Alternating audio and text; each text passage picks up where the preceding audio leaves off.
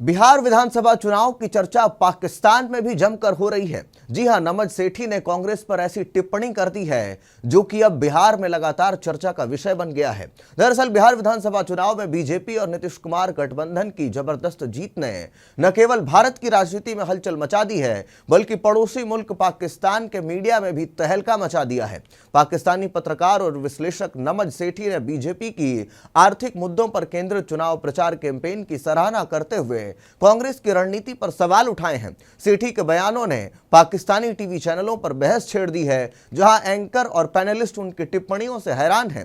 दरअसल हाल ही में संपन्न हुआ बिहार विधानसभा चुनाव में बीजेपी जदयू नेतृत्व वाले सत्तारूढ़ गठबंधन एनडीए ने 202 सीटें हासिल की हैं, जबकि कांग्रेस आरजेडी के नेतृत्व वाले महागठबंधन 35 सीटों पर सिमट गया है। इस जीत को प्रधानमंत्री नरेंद्र मोदी की लोकप्रियता और नीतीश कुमार के विकास एजेंडों से जोड़ा जा रहा है। लेकिन पाकिस्तान में यह चुनाव भारतीय लोकतंत्र का आईना बन गया है।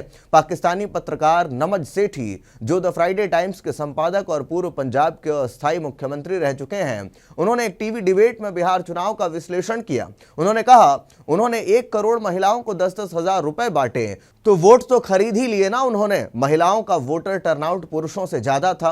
सेठी ने बीजेपी की मुख्यमंत्री महिला रोजगार योजना का जिक्र किया, जिसमें सितंबर में 7.5 करोड़ महिलाओं को 10,000 रुपए की सीधी सहायता दी गई थी। सेठी ने आगे कहा कि बीजेपी ने पहली बार इश्यू बेस्ड इलेक्शन बनाया। उन्होंने महंगाई की बात की, पैसे बांटे, निचली जातियों के लिए सुविधाएं बनाई और आर्थिक सुधारों पर जोर दिया। हिंदुत्व पर इस बार जोर नहीं दिया गया, मूल रूप से उन्होंने अर्थव्यवस्था पर काम किया। सेठी ने कांग्रेस की रणनीति पर कटाक्ष करते हुए कहा, कांग्रेस ने लोकतंत्र और संविधान का एजेंडा लिया, कहा कि ये फांसीवादी है, लोकतंत्र नहीं चाहते। चुनाव आयोग ने ये किया कि वो किया, लेकिन वही हुआ, लोकतंत्र का स्लोगन नहीं चला। उन्होंने इसे पाकिस्तान से जोड़ते हुए कहा, पाकिस्तान में भी लोकतंत्र का स्लोगन नहीं चल रहा, हमने देख ही लिया है कि क्या हुआ। कांग्रेस के आरोपों जैसे कि चुनावी धांधली और आयोग की पक्षपात को स्वीकार करते हुए भी सेठी ने कहा, उनके इल्जामों में वजन है, मगर लोकतंत्र का स्लोगन काम नहीं आया।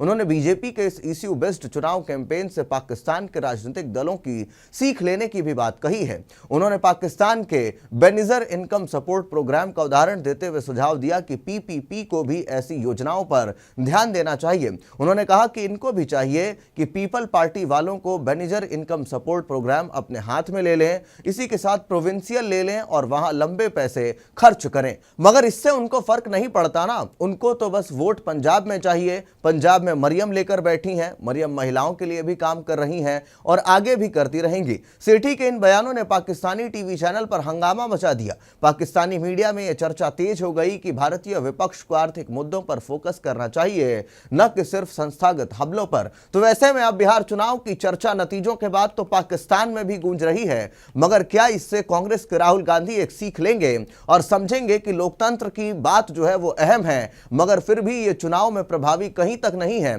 तो ऐसे में अब क्या कुछ होगा, इसको लेकर के सबका इंतजार है। बहरहाल आप क्या कुछ सोचते हैं इस पूरे मामले को लेकर के कमेंट बॉक्स में अपनी राय जरूर दें। तब तक के लिए दीजिए इजाजत, धन्यवाद।